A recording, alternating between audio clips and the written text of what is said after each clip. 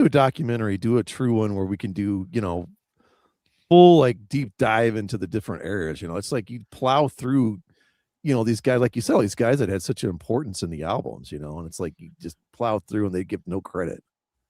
That said, I want to take the flip side of that. Okay. I was awful glad that from Cryptic Writings on, it just went from being long descriptions to being, yeah, we did that, and then we moved on to this.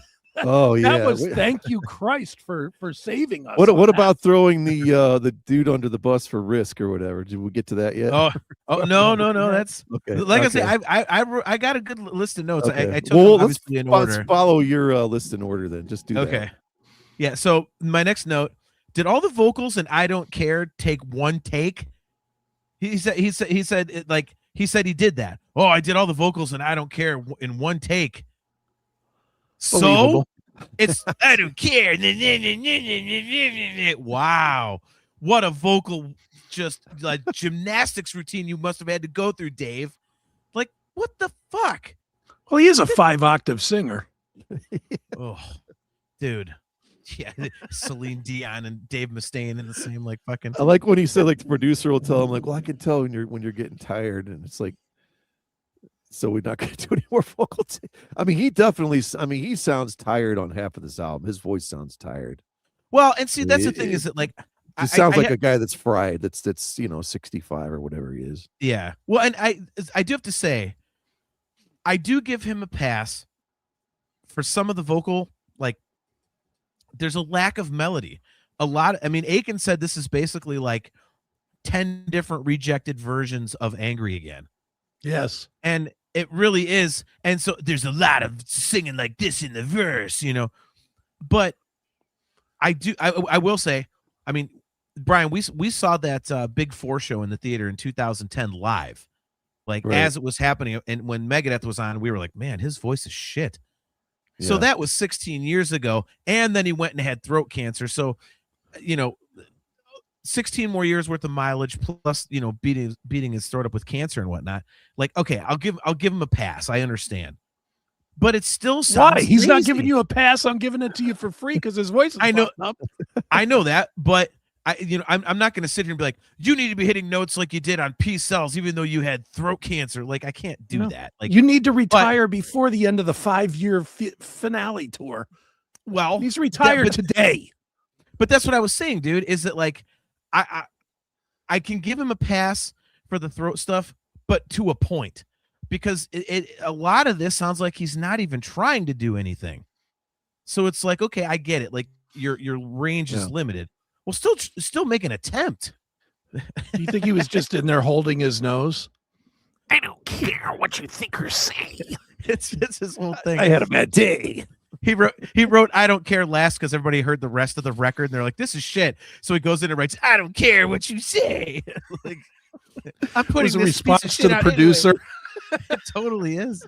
My buddy Jimmy, good to see me, says solid album. Jimmy, by the way, Jimmy has an extra chromosome and is a Michigan fan, so that's all you need to know about him. That's why he has this opinion. Jimmy has a liver that's going to fall out shortly if he truly believes that, because that's somebody with a major drinking problem. And I know Aaron Jimmy. Taft. Aaron Taft. He obviously didn't care. It's true. To go back to your point about everything sounding like, would you say Angry Again? Is that what it is? Yeah. Yes. Yeah. Okay.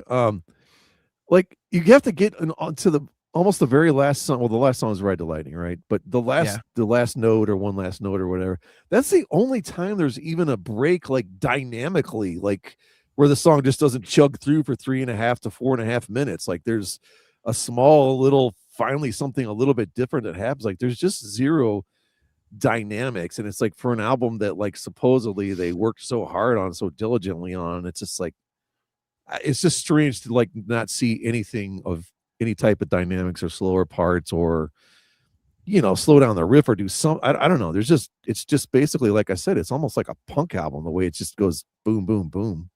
It's uninspired.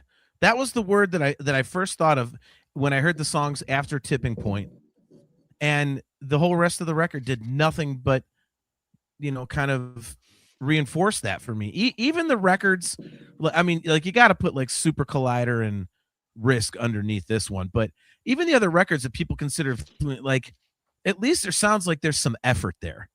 This one doesn't sound like that. It's just kind of there. You're like, okay. I mean, granted, I liked it a hair more listening to it in headphones and kind of at least hearing to see if there's something else there. But like those big layered choruses you would get on like, Countdown and Euthanasia and Cryptic Writing stuff, that's nowhere to be found. Like, no, it's mostly the mid. It's funny because I took everything from Cryptic Writings till this newest album, and I listened to every one of these dogs for the last week, and I listened to this album every day since we saw the movie. I listened to it. So is that 7, 8 times, whatever. Right. And it's almost karaoke. It's almost karaoke, not vocally, but in the structure. Everything's just a hair above mid-tempo.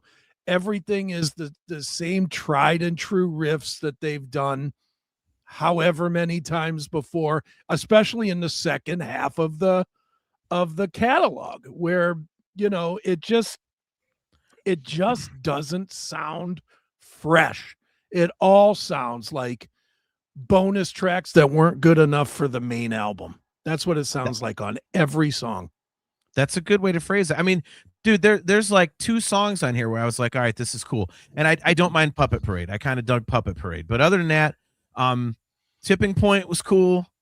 Made to Kill was cool. I mean, Made to Kill was you and I looked at each other and like we were like, oh fuck yeah, no, this is Megadeth. Like, how do you want to let's do this real quick. Let's do like the first 2 songs. We'll all go around and talk about them real quick, and then let's follow your timeline. Then like maybe pick a couple because I do want to go through the whole album real quick. I didn't take any notes on it. I was so bored. I didn't do my usual deep dive stuff. I was like, dude, this is just. I don't mean notes on the album. I just mean your notes there. So follow them. So okay. So you like Tipping Point? Yeah, dude, that sounds like a Megadeth song. Like when they first put that out, I was like, okay, it's got like that Megadeth feel. It's the thrash stuff. I'm like, all right, cool. I really expected the rest of the record to be just like Him on Fire, like I'm going out on top. And Tipping Point gave me hope for that. I was like, okay, well, this is cool. So let's see how the rest of it is. But like I say, it's got the double bass stuff and the the kind of thing you're kind of looking for. And it's unfortunately that's the high point of the album. I don't know that I would say that that's the high point of the album. I thought Tipping Point sucked. It's decent for about 3 minutes, and then you realize that Dave just didn't have any more lyrics, and ChatGPT couldn't help him. And so he just starts saying, I've reached the tipping point over and over and over and over again. It's like, stop. This is half a song that you stretched into a full song. Not good. The lyrics do sound very AI on the whole record to me. I'm not even being facetious. I'm not trying to be funny, but Dave's lyrics are not up to his usual. You can say what you want about the music from record to record. A lot of times, I think Dave Mustaine is a pretty insightful lyricist. I think he writes good stuff most of the time. This is just generic paint by numbers. If you go into AI and say, hey, write me a Megadeth song lyrically about war, or losing my toothbrush, or oh my gosh.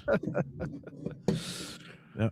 Oh, this is real quick before we get to you, Brian. This is an interesting question. So Jeremy Lynn Nations wants to know, he says, I have to ask you guys, if you feel this way about Megadeth's new record, what did you guys think of 72 Seasons? Short answer, don't want to interrupt the show with that. I can answer that very simply.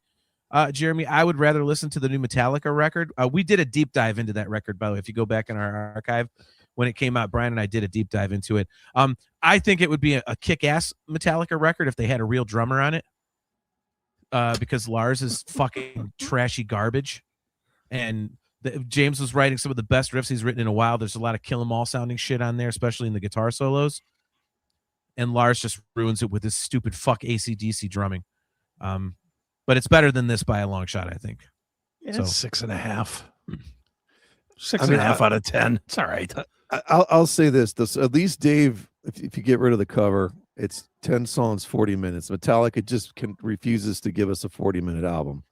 They won't do it. Yeah. You know? They got to give us 65, 70 minutes of which I'm sorry, 25 to 30 minutes is complete shit. You know, like they do not know how to edit. You know, at least with Dave, there isn't a single song on here I don't think that clocks 5 minutes. Like, you know, you kind of get in, you get out. There's, you know, I have it as, because I don't know how, since the way we're doing this, I have it as 4 probably pretty good songs, 2 terrible ones, and 2 that are kind of okay, you know. And I said 4 really good ones. Maybe there's like 3 I really like, but it's also like I don't know that I remember them. You know, I played them a few times again today, and I'm like, okay, I think I thought I remember liking this one, but I don't remember why. You know, it's like I said, there's no hooks to the courses. There's just no dynamics. There's no like giant standout chant moments. Oh, let's all get the crowd doing it. It's, you know, maybe, I think I agree with you. Puppet Parade, probably, maybe that's the best song on here. Maybe that's the one that had, because that has a little bit of a feel like, is that the one of them goes back to off a Countdown, what the hell song was that? I made a note on here anyway, but it just reminded me a little bit of the older stuff. But the rest of it, yeah, I mean, that Bad Day and that Hey God, it's horrible, man. It's just awful. Yeah, that's actually my next note, by the way, as long as you mention it. When Dave says, you know, we need someone in the metal community to tell us it's okay to believe in God. Like he's talking about himself. Like, I'm the one, you know, we need somebody to tell us it's okay. And I'm the one that's going to tell. Like, fuck off, man. He's so self-righteous. Like, well, and nobody cares. My God. Anyone could talk about God. No one cares. No one's going to be like yay or nay. No one cares. It's like being gay anymore. Like no one freaking cares. So when you go around saying, "Oh, it's okay for me to do this now," it's like, shut up, man. Yeah, I need to answer a question in the chat.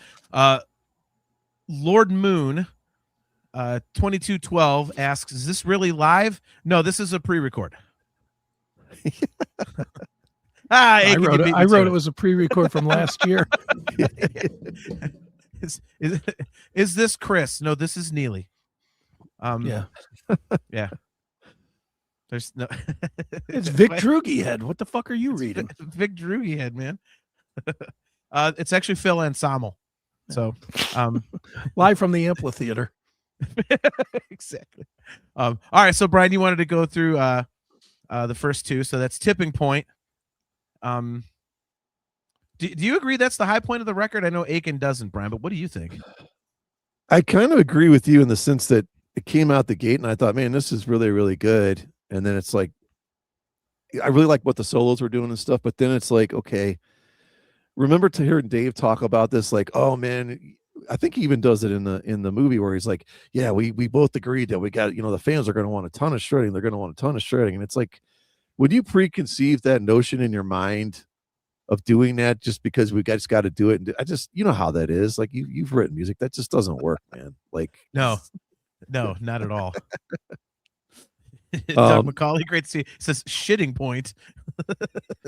I don't care. I think it's actually kind of a quick. Dave always likes to think he's kind of a punk at heart, and I think I don't have a problem with that song. I think it's fine for what it is, but it goes downhill then fairly quick.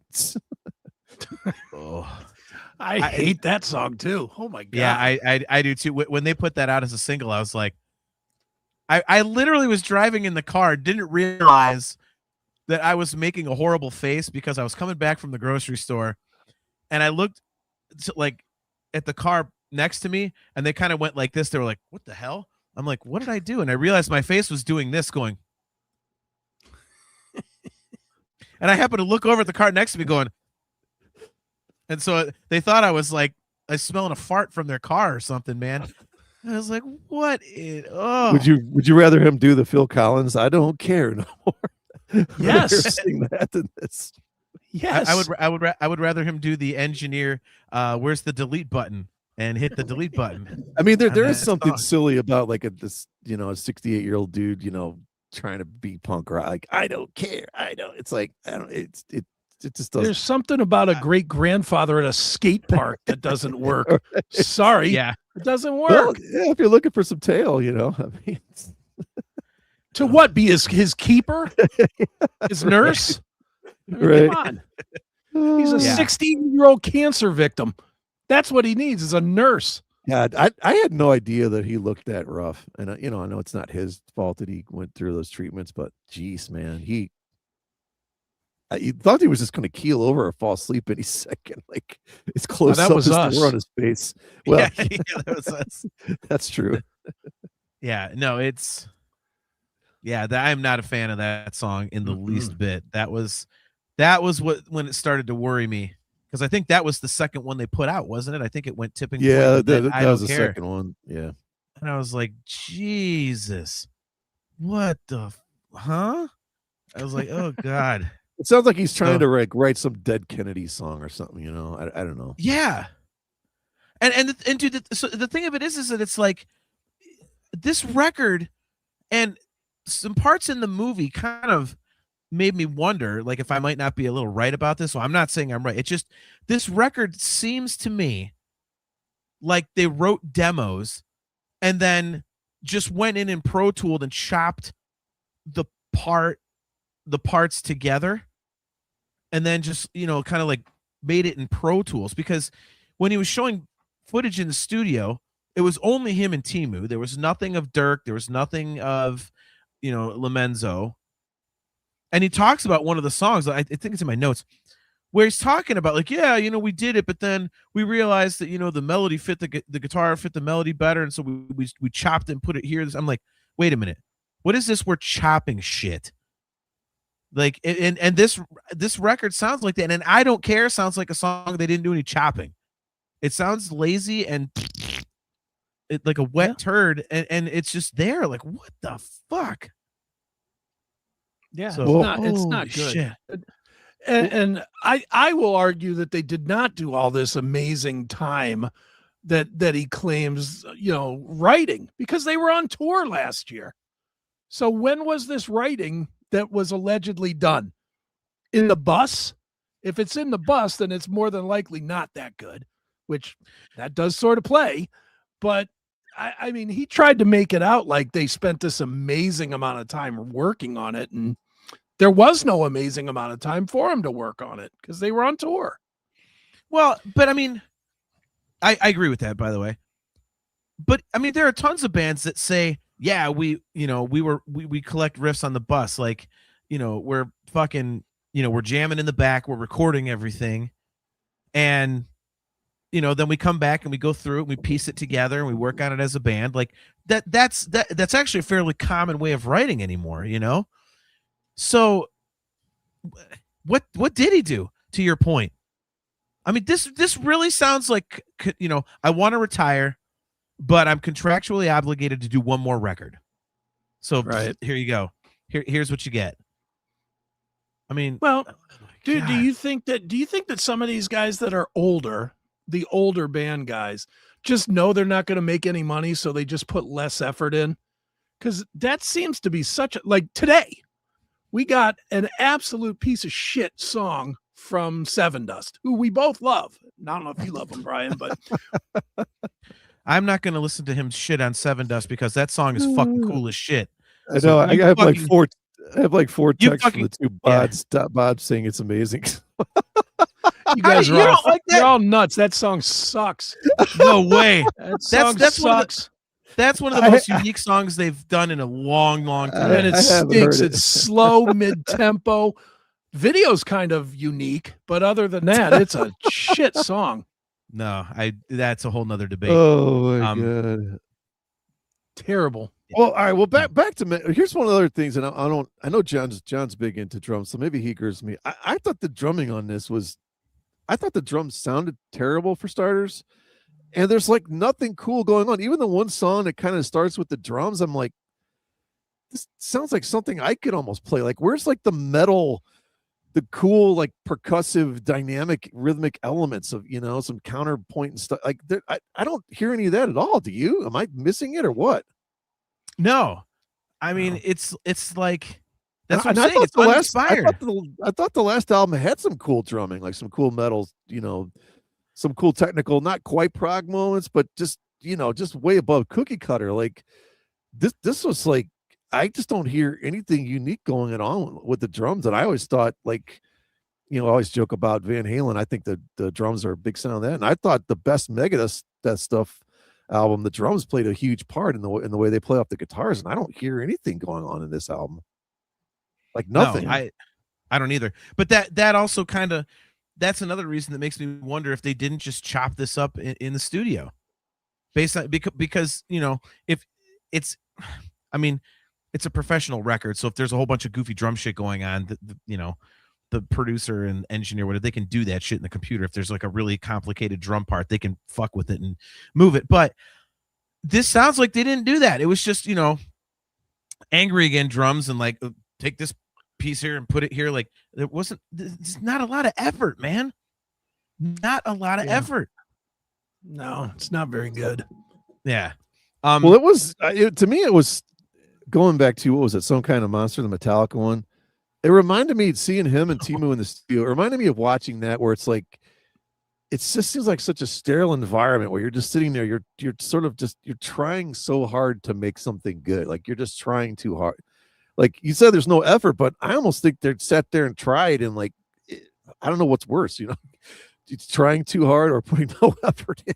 Like, yeah. Like sort of hoping something comes out. I don't know. Doug agrees with you, by the way. Doug says Dirk is the monster, not his best look though. Yeah, no, Brian, I completely agree with you, man. I mean, it just looks like drab and bland and just like, I don't know. This whole thing, again, I can't escape the word uninspired. It's just, Do you think, and I'm just throwing this out there as a maybe, do you think that these guys are all looking past this record to what's next?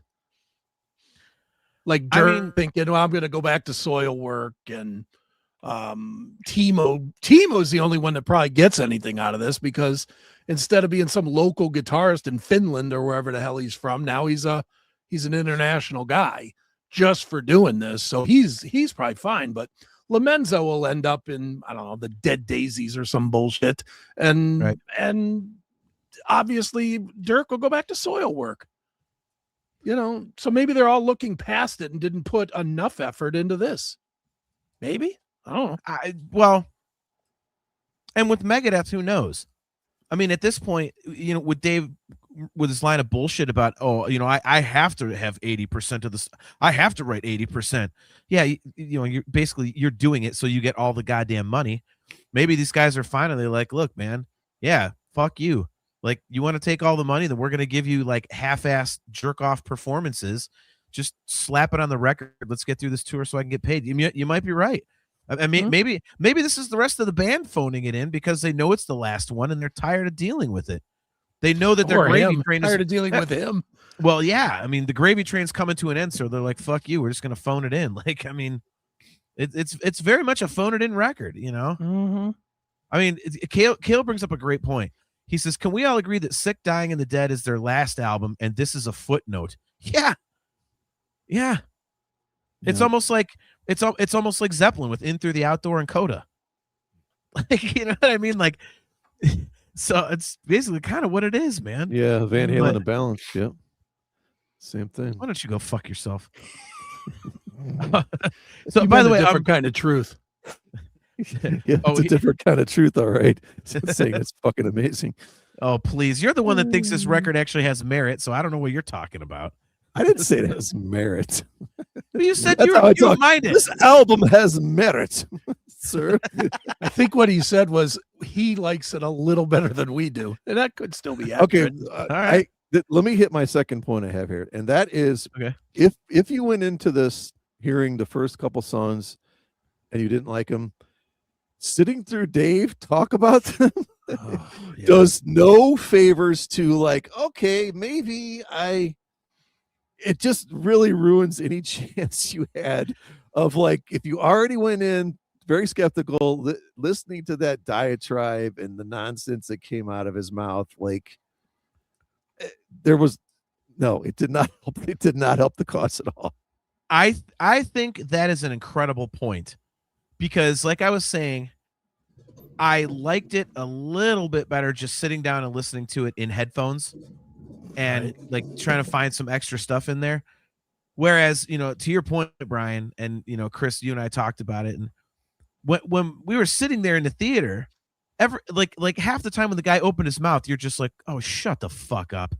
Like, it was just, you were so annoyed with him, your brain was almost kind of like, oh, well, now I don't want to like it because he's just so pompous. I mean, it's just such a turnoff. See, I think I looked at it a little bit differently. Like, I was listening to him blow up these songs as, oh my God, this was a great one. And Timo's riff and this and that. And then it turns into Another Bad Day. And it's like, bro, can't you just be honest at all? Yes. Almost honest. Yes. Right. Aaron Taft, Let There Be Shred definitely didn't inspire me to shred. Yeah. Made me think, let me be dead. Jesus. Right. Surprised he didn't do that. These lyrics, man, I was waiting for him to rhyme strife with life. And then I married my wife. And then I lost my tooth. Oh my God. So yeah. So the next note that I have is when he tried to say haiku, he calls it a haku. And me and Chris immediately were like, the wrestler? Like, really? Like one half of the Islanders? Like, what the fuck? Like what was there was another word too. What was the other word? Remember there was two words. What was the second? What was the other one? There was another one that was like, wait, what? Yeah, the haku one was pretty damn obvious though. Yeah, it was pretty funny. We're like you're writing a haku or something.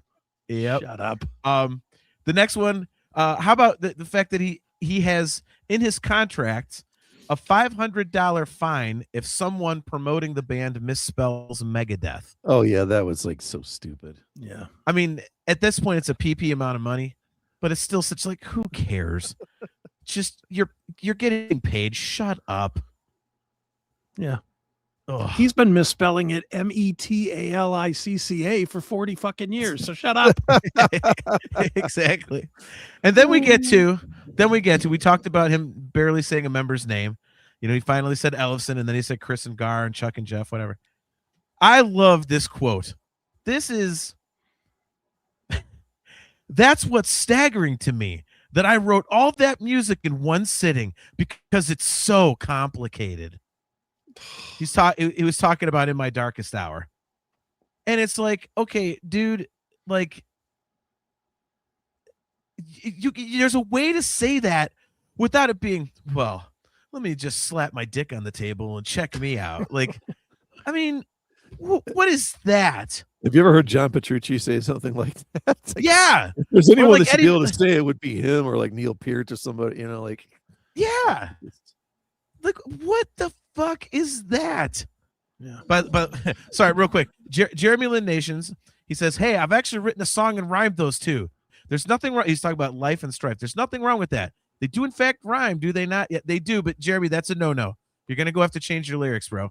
Your music is great. You have a phenomenal singing voice. But you got life and strife is just the ultimate. I put life in here. What's it going to rhyme with?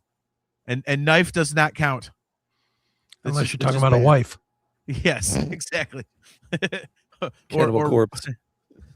Or if it's or if something is rife with something, so you could do that. But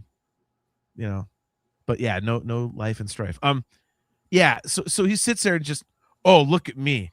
I wrote this whole thing in one sitting. I'm so staggered by myself. Fuck you. I mean, if he doesn't say that, and if someone tells you, hey man, did you know Dave Mustaine wrote all of In My Darkest Hour in one sitting? Wouldn't your reaction be, holy shit, he wrote that in one sitting? That's impressive. But when he comes out and goes, guess what the fuck I did? You're like, eat a bag. I mean, well, I know one other guy that happened to be in the band at the same time that disputes that claim big time. Yeah. Because that got thrown over in a text. What was that text? What exactly? I'm not going to say what he said. I'm just saying I got a very, that's not true in all caps. Doug McCauley. Dave invented thrash metal alone in his bedroom. Of course, Billy Corgan thinks this Dave ripped him off. So, yeah. Oh my God. There you go. Disturbed. Is it rife with strife? Killing your wife with a knife? Yes. Ending her life. That's like doing I want and then I need. You can't put those together anymore either. That's over. That's been beyond done 8 million times. So it was over with Animal by Def Leppard. And I wow. Well, there's probably been another 400 songs since then, but yeah. What's so that the next Love one, You song, what is it? When I was younger, I don't know who sings it, but that one has that in there too, doesn't it? Because I want you and I need you. Yeah, and I love you. Want you to want me, need you to need me. Yeah. True. This is over in 73. Yeah, and then he says he's pissed at Lars and James for not calling him about Cliff. Ring. Hey, by the way, Cliff's dead. Click. Yeah. I mean, I don't know. Our bandmate just died. You're not in the band anymore. You talk shit about us every chance you get. Hold on. Hey, Mustaine, what's up, buddy? Yeah. Don't mind me. I can barely talk because my neck's all fucked up from being in a bus that rolled over. But hey, I just wanted to let you know, Cliff died. See you, pal. Yeah. Well, and it's like, I get it. They were friends. So on one level you could see, but like, to your point, he completely discredits everything going on around that. He'd only been out of the band for like 3.5 years. As you said, he's talking shit about him constantly. They hate each other at this point. But so what? They're just supposed to drop everything in the middle of their grief and, recovering from the accident themselves and go, oh, we better get a hold of Dave. Yeah. Wonder how many calls Ron McGovney got that day as well. Yeah, exactly. Exactly. So Kevin 777 says, would be interested to know what Ellison thinks. Damn, you should have had him on. Well, you could have. I don't think he would do this though. No, hell no. Yeah. Well, I don't blame him either because he's trying to move on past Megadeth. It's his asshole friends like me that keep bringing him into it. I was gonna say you're the one texting him the whole time. Poor guy's like, leave me the fuck alone. Yes. Well, the worst part, I didn't know that. This is a little side story. I didn't know it, but I'm texting him. He was answering, and John, you saw he was actually answering me. He was getting ready to go on stage at NAMM. So nice. So he's literally putting his bass down to text me back and then putting his bass back. Get him all worked up before he goes on stage. Yeah, exactly. He probably played the best set of his life. Yeah. All right, so we got to have our classic metal show moment here. All right. Because Aiken, I think, Brian, you were laughing your ass off at this too. This is so bad. My next note is, the Legless Chicks jam was Train of Consequences. So do you remember they had the chick that had lost her legs? She's like, my favorite song is Train of Consequences. And we all were just like, oh man, that's just too, that could be taken too literally. Like, I just picture her in the 1800s tied to a train track. That's what we were thinking. Yeah. Oh my God. So that was, oh my God. All right. So moving. So then, all right, next one. And then if you want to get to the next few songs, Brian, he flat out lied. You mentioned he lied, Aiken. He completely fucking lied about how he met Nick Menza and how Nick ended up in the band. He was like, I met him through this guy or something, and I needed a drummer. He said, I know this guy. Like, no. Nick Menza was Chuck Beeler's drum tech. So he had already been on stage, like playing the songs with them. And then Chuck was like, what how does the story go, Chris? Correct me if I'm wrong here. Anybody in the chat too. Chuck had some reason he didn't show up. And he got all fucked up or something. And so Dave's like, Nick, you're playing the show. And he got through it like nobody's business. And he was like, okay, well, now you're a drummer. So, but and if you even watch the Menza documentary, they talked about how Nick was so there that even in sound check, Nick was singing because Mustaine wasn't there. Yeah. So Nick would sing the Megadeth tunes in sound check. Of course, he knew all the music. He wasn't some guy that auditioned. He was already there. It's just this flat out lie. That's what gets me. And Doug says he is classy. Nick's not here to correct him. Yeah, I mean, so do you think that, like, I mean, Brian, what do you think? Do you think that is a moment where Mustaine is trying to correct what was in the Mensa documentary? Like, flat out just be a dick to, like, refute what was there? I haven't seen it, so I don't know. I don't. It's always weird to me when, like, there's 4 other people that know what happened and one guy still comes up with his own version, right? It's just like what is the point? Like, why would he not just tell the truth of how all of this stuff went down? Like, it doesn't really make him look better, does it? Like, I don't even understand what the point is of lying about something like this. So goofy. It's weird to me. He's hiding it so it doesn't push him over his tipping point.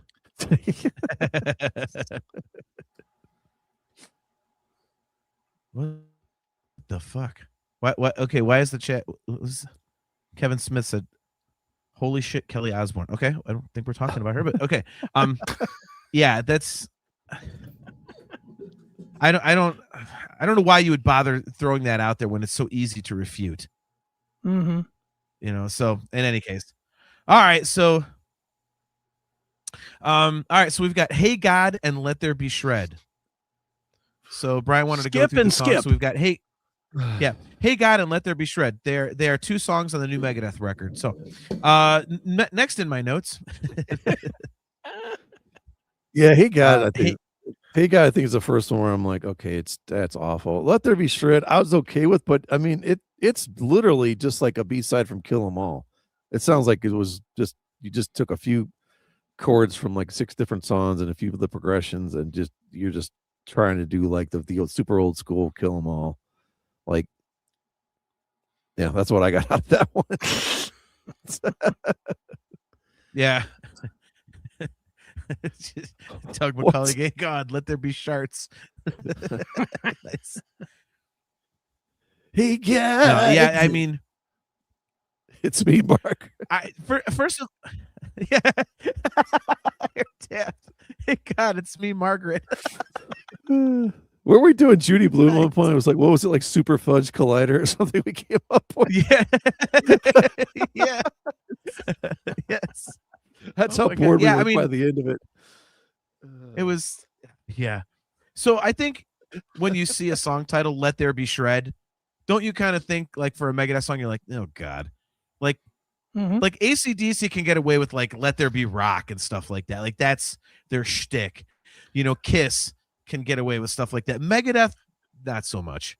Well, wasn't it kind of like that? Was it off the System Has Failed, that "Back in the Day" or whatever? It's the same kind of thing as that to me. You know, like, I don't know. Another jewel of a song, by the way. Yeah. Well, and I mean, if you're gonna write a song, and we're gonna write a song called "Let There Be Shred," it better sound like, at least musically, like, you know, "This Day We Fight" from Endgame. You know, like just speed picking throughout the whole damn 5-minute song, you know? So why does his brain not just hear that title and know that it's bad? As soon as I heard that title, I was like, this is gonna suck. And it did. Yeah. Dude, I don't think he cares. This was just, I gotta get an album out and go on tour. It follows the biblical thing, like the "Hey God," the "Let there be," you know, so "Let there be light," "Let there be." I don't know. It's like following that up, I guess. So he thinks it's being clever, I guess. I don't know. No, that's, you know what? I wouldn't put it past him to do something like that. That very well could be. Doug McCauley, "Hey God, it's nice talking to myself. A credit to Dalmatians."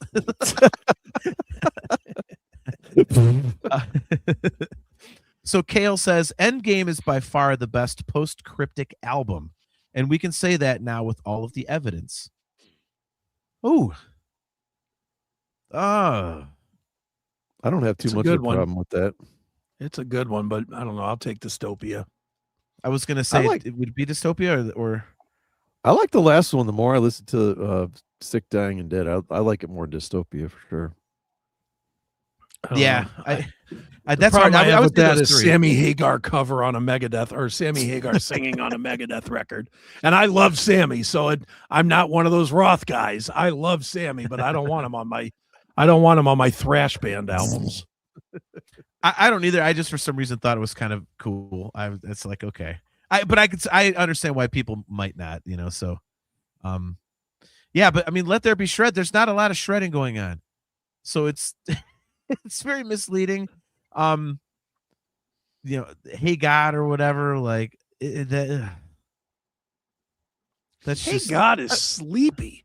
That's my Yeah. big issue with that song. It's slow and like the first two songs, if you don't like I don't like them, but at least they're sort of fast. They feel like Megadeth. Then you get to this and it's like, holy cow. Yep. When did we get to the Risk outtakes? This Yeah. is junk. Well, and here's the thing, like I'm not trying to get preachy, but I think, Doug McCauley. Doug, what did Lars do with all his son's Megadeth albums? Crush them. I can't wait till you get to that part. Oh God. Oh God. Yeah, I think the funny thing to me about a song like Hey God and how he's talking about, I need to be the guy to tell the heavy metal community it's okay to worship God. It's like, okay, but have you read the Bible? Being a complete and total like greedy, pompous cocksucker to everybody around you is not exactly a Christian way to live, right? So don't go. I don't know. Again, it's just more fucking pomposity from this guy. It's like what are you doing? Like he's a jagoff. That's really what it comes down to. A self-important jagoff. Look, he still thinks that he invented Metallica. And I'm not going to say that he didn't have some importance to Metallica. He did. Some. But they lasted an awful long time without him. Yeah. And he still thinks that, well, they couldn't have been shit without me writing the Four Horsemen or whatever. Whatever song he wrote. Or what did he write? Like 7 songs or something? Supposedly. He said he wrote like all of Metal Militia, all of the Mechanics, Phantom Lord, Jump in the Fire. He claims to have written all of Ride the Lightning, which I think is and we'll get to that at the end. I mean, that is, man, you want to talk about probably proof why this record's so lazy. Yeah, I mean, he goes in the documentary. He says, "This is some of my best singing I've ever done." So speaking of lies, so yeah, and then we get to the part about, paying people. Oh, we tried to make the shares fair for everyone. No, you didn't. No. That was the one place you stuck hard to that 80% rule. Exactly. Yeah. I mean, and man, like Brian, I'm sure you've read all the stories too. Like he purposely like rejects a shitload of stuff from the other guys so that it's all him, so he can, get the lion's share of the publishing and all that stuff. And if you don't like it, get the fuck out.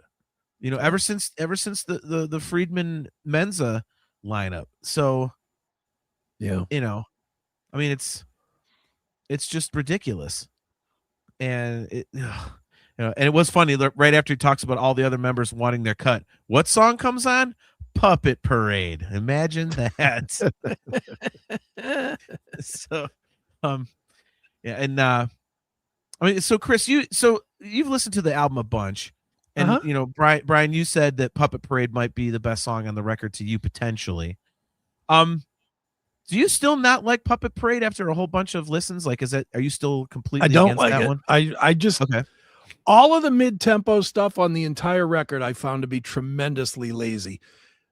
Maybe there's some animosity with me toward it, but for a band that I worship like Megadeth, and I truly do, it probably doesn't sound like that tonight, but Megadeth's in my top 10 easy. I mean, one of my favorite all-time bands. And for them to go out with 2/3 of an album that is just mid-tempo, that it all feels like rejected cryptic writings stuff to me, or World Needs a Hero. And neither of those records are any good. There was never a moment listening to that album where I went and said, you know what, this could have fit on the first 5. And that says a ton. If there was even one song, that I could say, well, maybe that could have fit on Countdown, or maybe Euthanasia or something like that. Yeah. Then I might like it a little more. But all this mid-tempo stuff is just, it's the lazier stuff that everybody points to when they say these are the bad half of Megadeth's catalog. You know, he's writing Poppy's shit for the most part, and it just didn't work. Yeah. No, I completely agree, man. I mean, at least Puppet Parade sounds, there's at least something to it musically that's a little more interesting than the rest. Well, that's obviously because he makes the band listen to every song from start to finish of the catalog before they write. Another jewel of a lie that we got in this movie. Yes, we did. Yes, we did. Yeah. Oh my God. Where is that note? Oh yeah.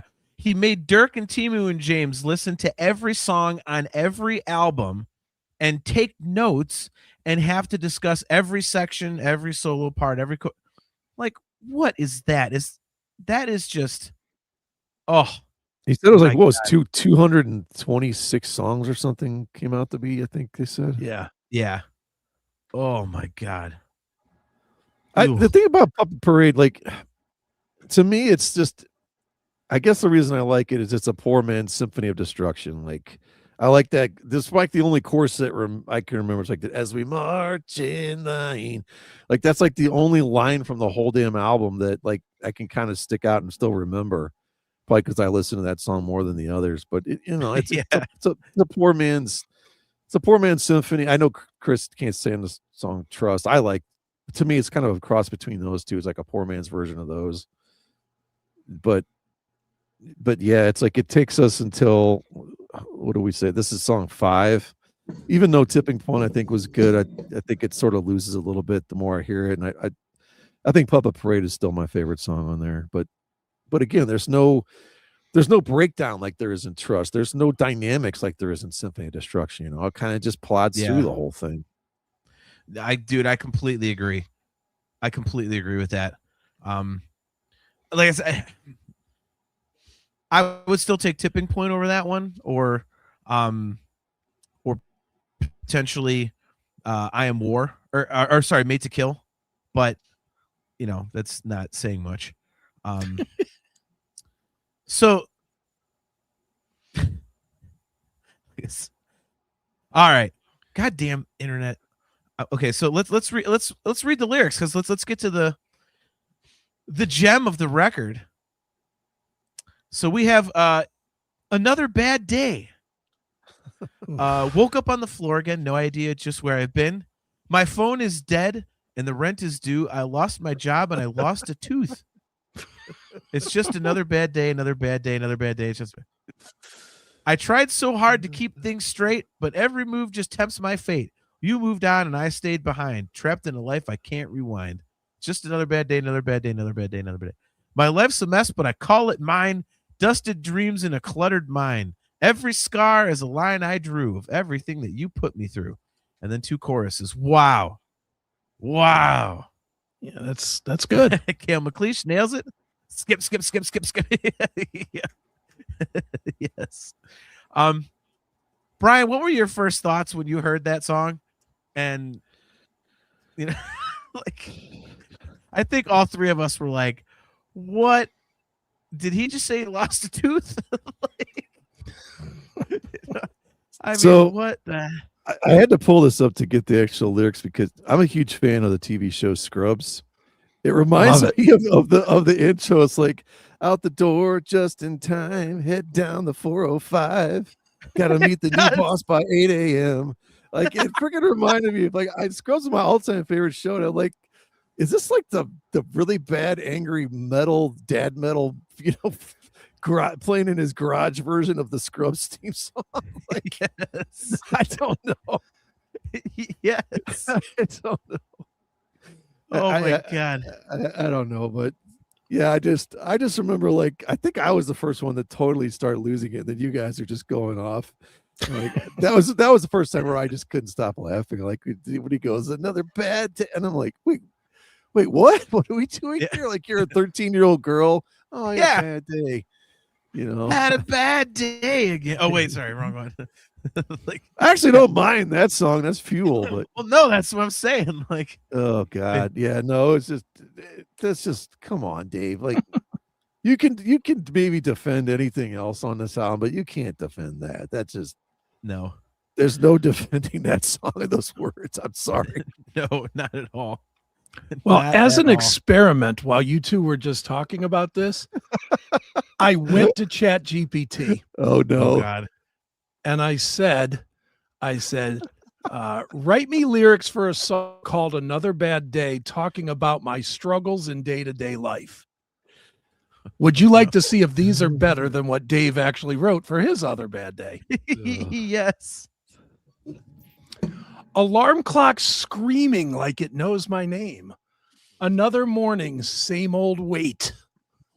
Mirror shows a face I barely recognize, trying to smile, but it don't look right. Oof. Coffee cold, thoughts running hot, bills on the table, dreams in a box. Everyone says you'll be okay, but they don't fear the things my head still says. And then it goes, I'll read you the chorus. I'll read you the I'll skip to the chorus because this is might be better. It's just another bad day, but I'm still breathing somehow. Another bad day. Try not to let it get me down. I'm tired of being strong, tired of acting okay, but I'm still here, yet I stayed. Guess I survived another bad day. It's almost identical. It's another bad day. I can't believe this is my life. It's another bad day. How will I deal with all this strife? It's a really bad day, so I'm going to kill my wife. Exactly. Wow. Yeah, that's. Oh my God. If there was, I know it's not definitive proof that this stuff was written by ChatGPT, but that's a hell of a clue. Well, yeah. And I mean, Daves are so unimaginative, you know? Mm-hmm. I mean, Jesus. Look at Jeremy Lynn Nations. Hopefully the tour does well for the band, though, because dental implants and sheets are pretty expensive. Nice. Kale McLeish. I take it back. Dave didn't use ChatGPT. ChatGPT's lyrics are marginally better. You know what? I wish there was an instrumental version of that song out there. If there was, I would convert those lyrics to it. I'd sing it myself just to give you an example to play. It's so great. My favorite part of the verse is my life's a mess, but I call it mines. Thought that was interesting. Mines. That is an old Hendrickson. That's awesome. Oh my God. Yeah. So my next note here, and we're gonna run long. Remember he was telling, like, he'd be telling a story about a song or something, and it had absolutely nothing to do with anything. It was like, what in the fuck? Like, what is he talking about? Like, you know, he gets a song like Made to Kill. So I was out buying a burrito the other day, and I saw an armadillo. And I was like, is that armadillo spray painted with a swastika? Interesting. Well, I guess I'll go buy some cotton candy. Okay. Like, oh, what? Huh? What? Like, I mean, it was just ridiculous. He did it multiple times where we went, wait, what is he talking about? Right? Like, we thought he was maybe getting to like a point or a metaphor or something, but no, it was just him kind of like, okay. So a couple quick notes here. This I didn't know, and you didn't either, Chris, Brian. I'm sure you didn't. The countdown to God damn it, the Countdown album cover was originally made for Y&T, and they showed it side by side. Right. So it was an idea that the artist had for Y&T, and then Megadeth ended up taking it. So it's like, holy shit, okay. And then we get to Risk, where he talks about writing with Bud Prager. And threw him right under the bus. Yep, he said that Bud Prager helped with a couple songs on Cryptic Writings or something, so they got him to do all of Risk, and he wrote just complete dog shit. So Mustaine was like, "Yeah, the songs he wrote sucked," and we put the record out. Like, okay, wait a minute. So you're telling me that he wrote nothing but trash, and you were like, "Okay, let's put the record out." That is, again, another flat out goddamn lie. Yeah, yeah. And are we supposed forget the fact that Risk was a dog? Are we supposed to forget it that exact time in their career, Megadeth may have been at their most popular moment? Yep. Because that was that point where they crossed over and were having, singles and stuff on the radio for the first time. And so you're going to tell me that this band that was chart topping in some or at least high on the charts band didn't have the stroke to say, nah, we're not going to do this dog that we wrote. We're going to pull it back and do something else. Yeah. Lazy. It's, ugh. I mean, what did you think when he said that, Brian? Like when he's like, "Oh, it's all Bud Prager's fault." Like what?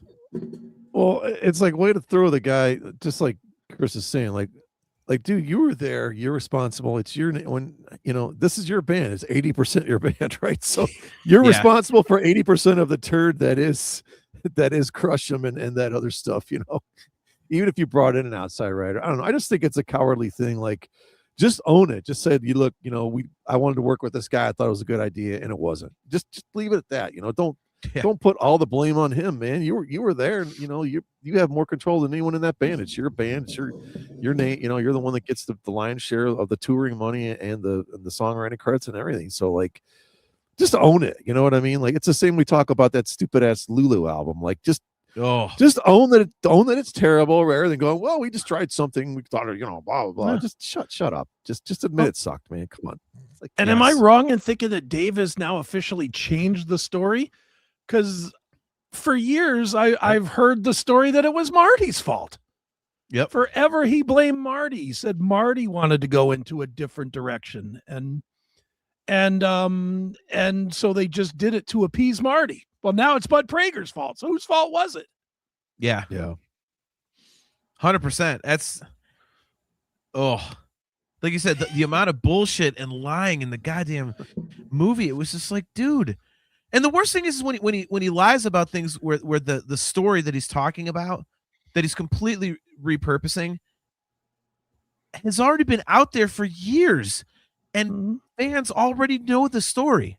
So, like, how do you think you're going to get away with that? He didn't think that it was going to be hardcore fans that were going to see this, that he thought it was going to be casuals? Exactly. Yep. That's crazy.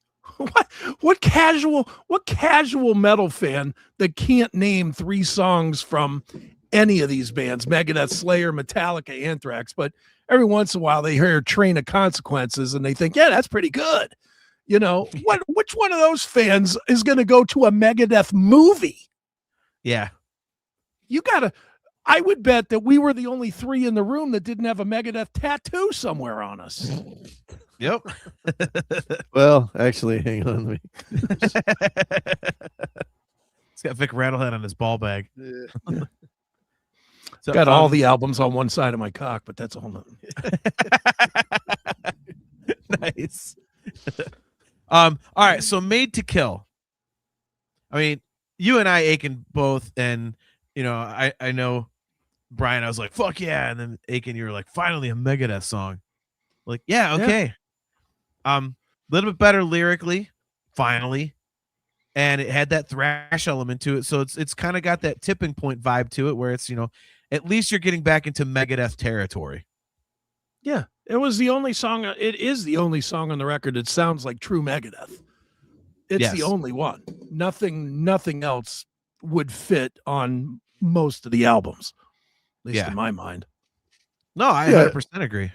Yeah, it's back to the Dave the Evil Apocalyptic, what the heck, I can't talk. The apocalyptic, like narrator guy, about the doomsday and the end of the world and shit. That's the stuff he does best, and if we have to do that for an entire album, I'd rather hear that than most of what he came up with on here. I'd rather To hear be that honest with you. than dental surgery or whatever the fuck he was singing about. I mean, come Right. on. You mean you'd rather hear a whole record of that than Obey the Call or I Am War? Yeah. I don't mind, I didn't mind those two either. I didn't think those were that bad. But Jesus, Brian. Wow. Do you get a discount from AARP for hearing tests? I don't think they're as bad as Another Bad Day or Hey God. But you know, everything's got that's not saying much, man. Well, no, again, I'm just being honest in my rankings here. I said there's 3 I probably really like, and some that are okay, and some that are pretty bad. So. Right. Aaron Taft, was the documentary made by Marty DeBerg? Nice. Oh my God. Yeah, I don't know. Obey the Call. I mean, after Made to Kill, I was like, okay, are we going to get some more Megadeth on here? And unfortunately, no. The answer is no. No, I mean, God, this stuff just runs together to me. Oh yeah, as we said, there's I am warts. See, Doug should be the lyricist, man. Let him do it. Which was Obey the Call the one that started with the drum thing? Yeah, I think so. Yeah, no, I think that. Yeah. Whichever one, I'm just like, this doesn't sound good. Like it's just sounds like some guy just. I thought that a lot in that hour and a half. Yeah. Well, I mean, I just thought that flat out that drum intro thing just sounded like some guy who was practicing during sound check. I don't know. It didn't sound like something that we know Dirk is capable of doing. Mm-hmm. Well, and it almost Made to Kill was the drum intro. Thank you, Cal. Okay. I mean, I get it fits the song, but it was almost kind of shoehorned in there. Which still, okay, that is one of the best riffs, but it has that horrible drum thing to start it, which I didn't even remember which song it was in. You know what I mean? Yeah. It's just and I don't know. And with Doug McCauley, the last note, the last brown note. Nice.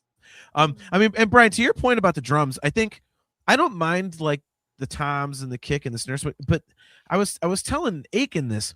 The cymbals sound like if you were file sharing something. Like they really have that hissy wash. Like they're not full and rich or anything. I'm like, which again, like just makes me wonder if they just slapped this together in Pro Tools.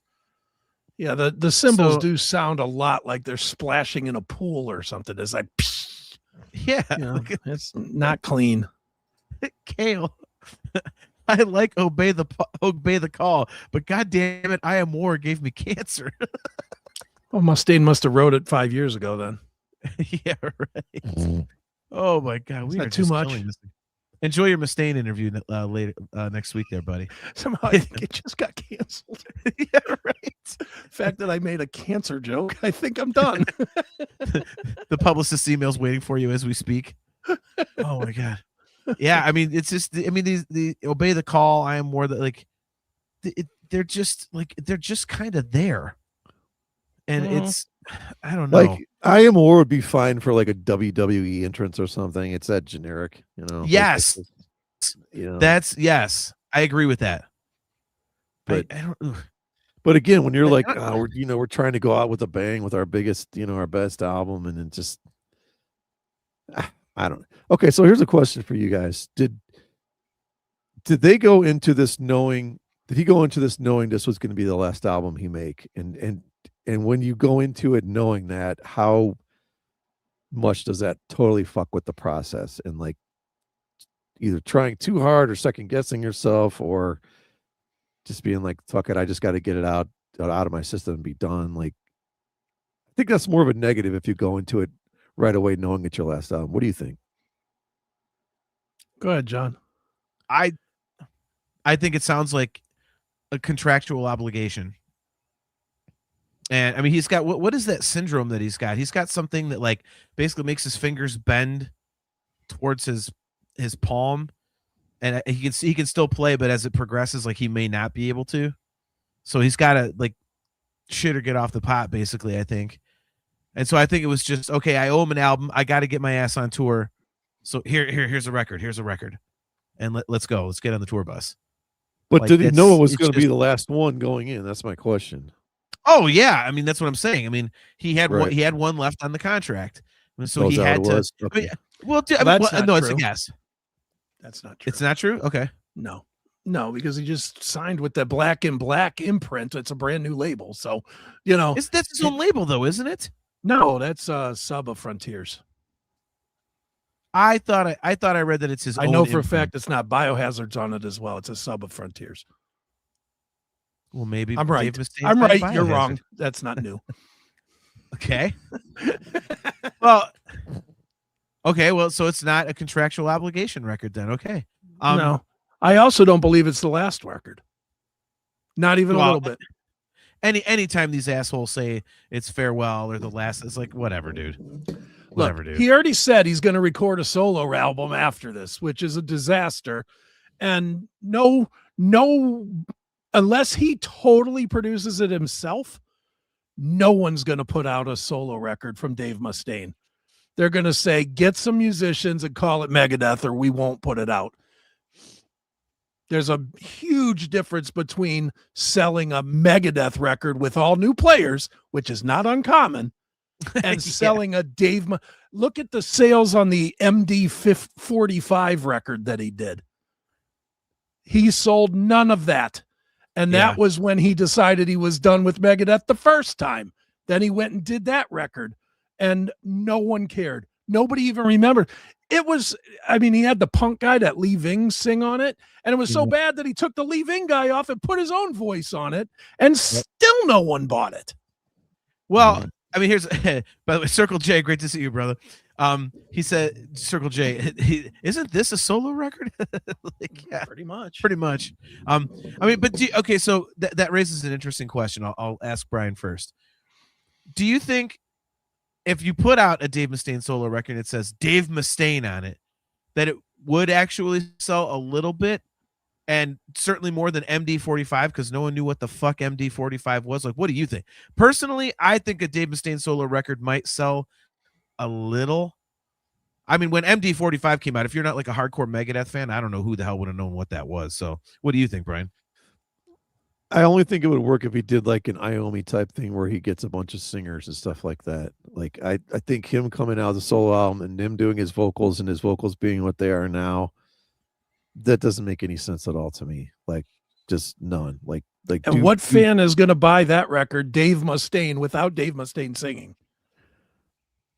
I don't know. I mean, like I said, I like the Iommi stuff. You know, I mean, Iommi was never a singer, though. Yeah, that would be like an Ozzy album without Ozzy. Yeah, but Dave wasn't a singer either. I mean, let's be real. But he is in Megadeth. Whether he's good or not, it's a whole nother thing. He never has. Yeah. He's been the singer. Yeah. Well, and the idea that he would do something and collaborate with that many other people, it's not going to happen anyway. So I don't know. Unless, I mean, I think his best bet would be just to do like an instrumental or something, and you'll have a few people buy it or whatever. Like, I mean, buy it. Nobody freaking buys anything. How many people have bought this are just listening to it for free off of Spotify like me? Oh, we're about to get to that. Okay. We're about to get to that. I have a theory, but okay. Yeah, I don't see the one thing I would say, I do have to agree with Aiken that if you're saying, hey, Dave Mustaine's just writing the riffs, like, but everybody else is singing it, that's people are gonna be like, okay, well, okay, whatever. I think the one benefit we know, I mean, Brian, we know his vocals are shot right now. But if he's not going to have to go out and tour on this thing, he can really blow it out in the studio because he's not going to have to recreate it live. Yeah, so he can like 5 years from now, probably before he would even do something like this, or 3. Dude's gonna be 70 plus, he said right? the tour is going to be 5 years. Yeah, right. The That's farewell what I'm tour was 5 years. I thought it was 3 years. Yeah, I thought 5. Yeah, he's not going to have anything left vocally. He may not live that long. I'm not even trying to be an asshole about it. I mean, he's already in his late 60s, mid 60s. Is he 68? I think he's got to be at least late 60s. How old is Dave Mustaine? I could swear, for some reason, 68 is sticking in my head. 64. He was born September 13th of He looks 1961. way older than that, man. It's like this. Yeah, he does. So he'll be roughly 70. I hope he retires. I hope he does the David Coverdale thing and says, "You know what? I'm out. All social media disconnected, and just goes off into his own world. Enjoy your life. You've been a miserable prick for the last 40 years. Go have some fun." And if he's gonna stay out there, I know he's like drop tuning everything, which all singers do when they get up there. But I hope he at least like changes up the set list to put some stuff in there that was like at least somewhat in his mid-range at some point, because I've heard some songs that he does from recent records that weren't drop tuned, where he's singing like this and hitting a note, but then he has to drop tune him live. He's like, "I'm singing like this and I'm hitting a note." It's like, wow, what the fuck is that? Like, so at least pick something that was maybe right here, so now it's at least right here, and he could do, it's otherwise I'm like, yeah. Just do like the Don Dokken thing where you talk. Like that sounds so good when he does that. Like it's not bad. What do you mean I don't believe in God? Talk Aiken, to him every day. Aiken, he can't do the Don Dokken. He can't do the Don Dokken. Don Dokken hand wave. Oh my God. Still one of the funniest days of our life. You gotta admit that, John. Hell yes. That was awesome. Oh my God. All right. So yeah, so the last note I have to say is just kind of there. And I am just not a fan of a band being like, okay, it's our last record, let's make a sappy goodbye song. Something about that just feels cheesy to me. And his is just about, oh, the roar, the crowd's gone, and I've done this my whole life. Like, okay, we get it, whatever. At least he made a great video for it. Right. Seriously, the one time he could have done something with it. Yes. The one time it would have made sense. And clearly, if you watch the rest of the video, he had all those, flyers and badges and everything. And that was for a song of all the guys. That was, he had all that stuff, and he used it on another song. Like, what? Use it for that one instead of. It's just a still picture with a camera just panning down it slowly. Brian's background is more entertaining than the video. Right. My background with just taking that down and showing the paneling is one thing. Right. True. No, I'm gonna disagree a little bit. I don't mind the way they kind of put this at the end like that. And I think there's some cool moments. The problem is they just you finally get a little bit of something different. There's an acoustic guitar, but it's playing like these plucked out single notes, like on the one melody, and I'm like, I can freaking play that. Like, I don't know. You don't have to go prog on there, but strum out some cool, like broken arpeggio things behind it or something. I don't know. Fill it up somehow. Just like it's going tink, tink, tink, tink, tink, tink, like doubling. And it's just there should never be a moment that us hack guitar players feel like we should be able to play anything from Megadeth. Well, right. It just doesn't work. Yeah, it sounds like a kid practicing or something. I don't know. I can't, like, I think the intent was there for this song. Maybe it could have been pulled off, but it just wasn't really executed great, in my opinion.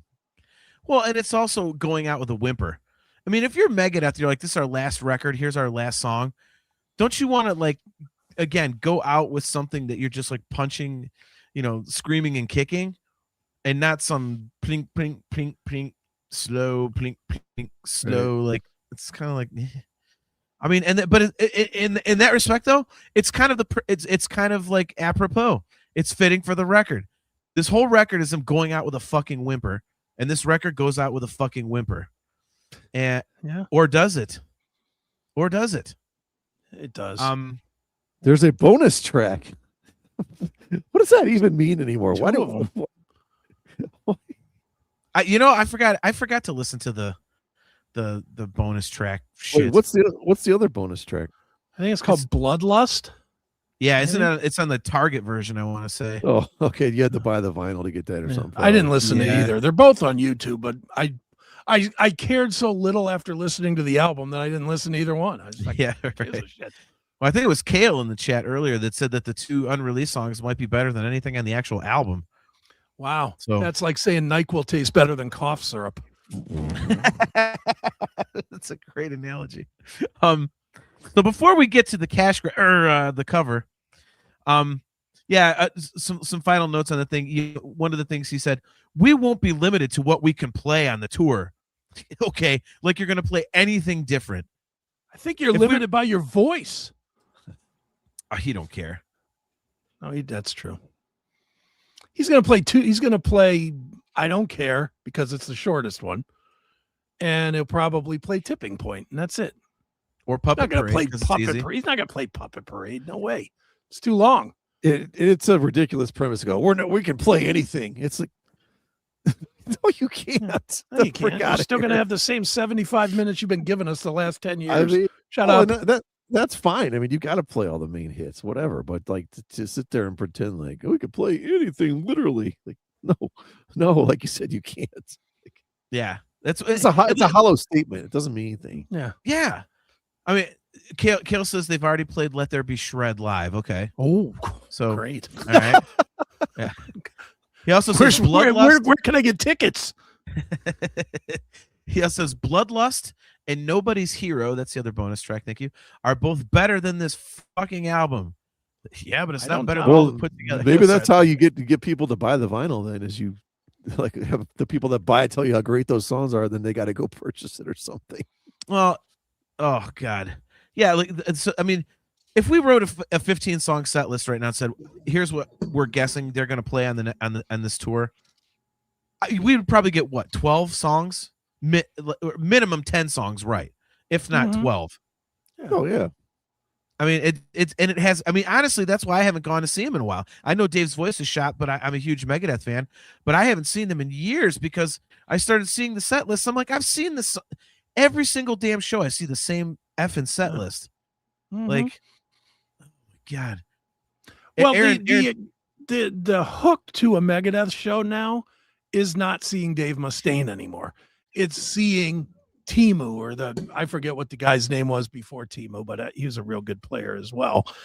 The hook has become seeing who the guitar player is instead of seeing Dave. And that all by itself makes me no longer even remotely interested in seeing Megadeth. Yeah. Now I'm drawing a blank on that. What was the guy? It was Kiko. What was that guy's name? Thank you. Kiko Loureiro. Yeah. Yeah, Kiko Loureiro. Yeah, from Pedro Guerrero. Yeah, right. Wait, what? Kiko Serrano. Aaron Taft has a good point, though. He's like, with all this said, I'm looking forward to seeing them with Iron Maiden and Anthrax. Yeah, that's actually a pretty solid bill. I mean, watch, like we go to the concert and a bunch of people get video of like the three of us singing along to like the 2 new songs on the album. I'm at my tipping point. Yeah. And then we get blasted online. Well, they're doing that. They're like, I've reached my tipping point, and then they go into they're like, what song is this? Is this like a bonus track? Like, what is this? Was this on heavy garbage? What is this? All this guitar playing. What is that? I'm here for Die Dead Enough. Come on. See, that's a song. It's a dumb lyric, but that's a song I don't mind on a poor album. So yeah, I like that song. It's all right. Yeah. So he also said, we're not going to be limited on what we play because someone doesn't want to learn someone else's solos. Oh, like Dave Mustaine is going to have a hired gun tell him, I'm not playing that song. I'm not going to learn the solo. That won't fucking happen. Yeah. That hasn't happened since Marty was there. It happened when Marty was there, but yeah, Marty was so goddamn good. He had to put up with it. Yeah. I mean, I know a couple like really amazing guitar players and they've all told me, they're like, dude, Marty Friedman's shit is really difficult. So, I mean, Marty was like the gold standard, man. Like, just he's got this feel and everything, and it's man. So this was I think Brian, you referenced this one earlier. He said there are 3 ways to do it. There's the musician's way, mine and the musician's way, and my way. That gives the musicians all this freedom. No, it doesn't, because there's Didn't only make any your sense. way. Yeah. It made no sense at all what he was saying. No, and then he was, and that was when he was It was like basically on his soapbox about, well, people would bring me riffs, but they were basically garbage, and they would be mad that we wouldn't use them on the record, but they suck. It's like, well, okay, but did they really suck, or are you just saying no because you got to get your 80% on there, Dave? I mean, you're completely just contradicting yourself. So I don't know. And then, am I the only one that watched this documentary, this film, and thought to my film, whatever? Am I the only one that watched it and thought, if this is what they kept, what did they cut out of this? Because they kept so much stupid shit. What must he have said that got cut out of this thing? Oh, I thought you meant for the album itself. No, I mean for his. Well, yeah, I know what they cut. They cut all these songs from other albums. You're right. Well, I mean, I think the question there is, was Dave the one in the editing room saying, "I want that in, I want that in"? You know, because I mean, if this is like, I think that makes your point, because if he was, and this is the shit he wanted kept, yeah, like, dear God, like, yeah. So remember when Saint Anger came out, and it came with the video where they showed the band playing the entire song. Yeah, like if they had done that with this, if they had done that with this, like, and just kept it live or whatever, and don't do any overdubs or whatever. Like, here's the song, we're just gonna play them live for you. Like, I don't know. I think I would. Most people, I think, would have a better appreciation for the album in general. Like, I don't think they're gonna sit around and love it, but do something like that. I just thought the way this whole thing was executed was not done well. It's like it's a kind of a half-assed biography. Yeah. Dave talking, blah blah. Oh, well, here's a new song coming up. Like it just didn't feel like it worked. Like, to me, like I don't know. Like, maybe do the listening party at the beginning or the end or something. I don't know. It just wasn't. And the room they shot it in looks like all three of our rooms if we take down the green screens. Right. Yeah. Right. I mean, it just looked like a regular old attic or something. It didn't look like they could have done so much better to make it like with a studio or something to make it look metal, or from a stage, even maybe from in front of the drum riser on a stage, to where it looks like Megadeth and he spent his whole life on stage and something. Instead, we get this, I don't know, he's sitting there and there's a stack of books or something on the side of him, and I don't know what that was. And there's Funko Pop things or whatever those things are called. The little guitars, yeah, just a bunch of junk. Nothing quality about the look of it. It just looked bad. Well, like I said, that's the whole thing feels uninspired, like cash grabby, which we'll get to in just a second. Doug McCauley. On the Canadian version of the album, the last song is the last note. Note. The last note, eh? It's the last note, eh? What's that about? Oh my God. Wow. The Sadist Nation says System Has Failed is my second favorite Megadeth album. It got great ratings. Saying it's bad is actually the rare take. I don't know about that. It's not I great. think it was. Yeah, I don't know. I listened to it the other day. It ain't that great. I don't care what, dude. First of all, I don't care what any critic says, because a critic ain't nothing but you or me that thinks they're more important than you or me. So critics don't mean shit. And that wasn't System Has Failed. Was which one came first? System Has Failed or Abominations? United Abominations. I think System Has Failed, right? United Abominations was right after that one. Yeah. Yeah. System Has Failed is when he came back from the sleeping on his arm wrong or whatever. And sleeping on his arm. Yeah. Sleeping on a needle wrong, maybe. But maybe. But the second one I thought was better. United Abominations, I thought was a great record. Yeah, I agree. But System Has Failed just felt, I don't know, a half notch better than that turd The World Needs a Hero. It was still a turd. Yeah. And to me, the lead guitar tone on system has failed is horrible. Yeah. That was just, oh my God, like how they let that get through. I'm like, what is this? Yeah. By the way, I can I go backwards a little bit into your notes? I think you missed something that I thought was very important. I only have one more note, so yeah. The way he threw Al Petrelli under the bus was criminal. What the hell was that? Oh, yeah. Mm-hmm. That was so he look, I'm going to be very honest here. I'm coming at this from a place of I know Al personally. I just interviewed Al actually like a month ago, and I know Al. I've known Al for 20 whatever years, and he is one of the true good guys in the business. He really is a nice guy. For him to say, this guy, Al Petrelli, comes in to do World Needs a Hero, pretty good guy, just wasn't right for this band. It's like, you are such an asshole. Yep. Why are you throwing him under the bus?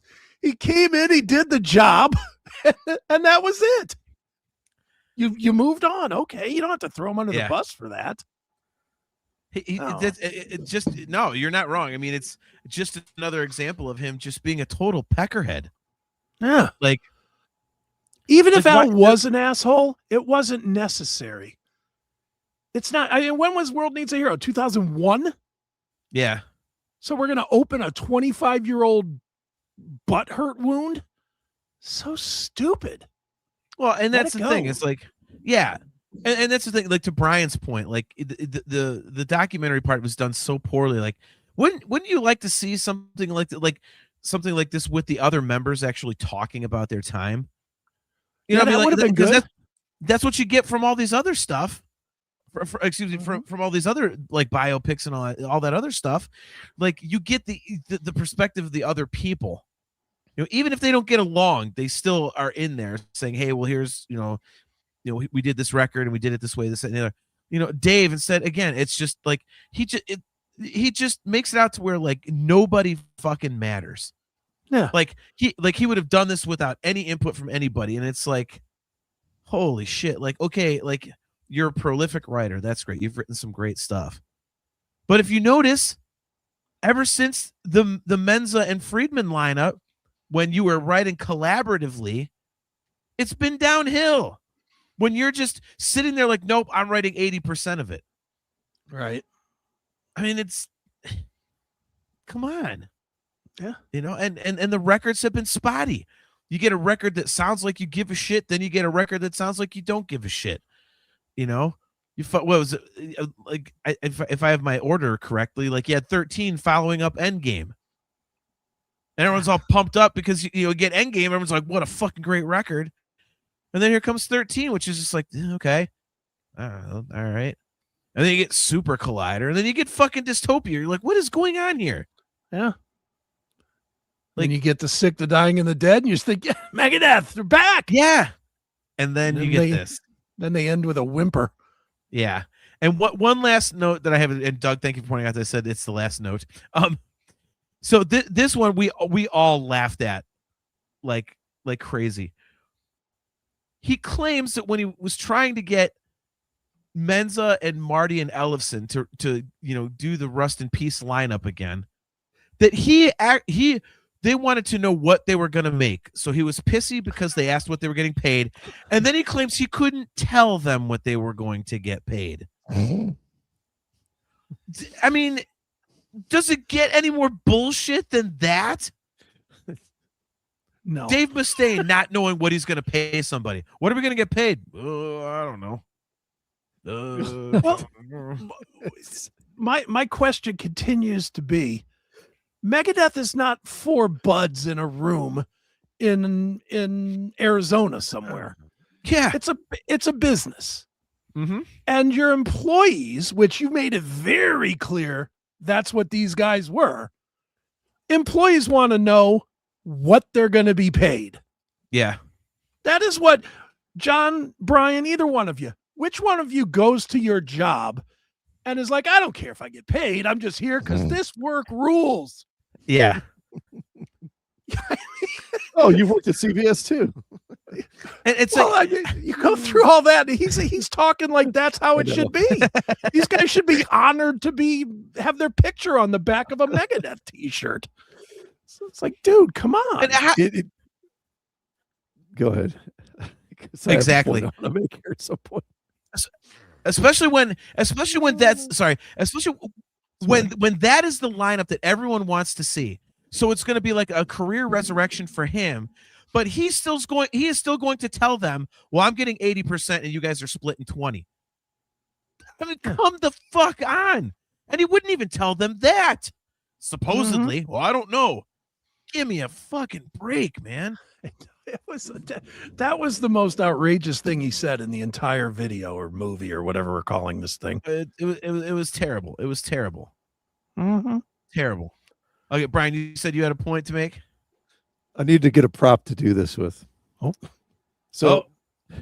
Remember like Jim Carrey Christmas Carol at the very beginning when they're burying Marley and he's like,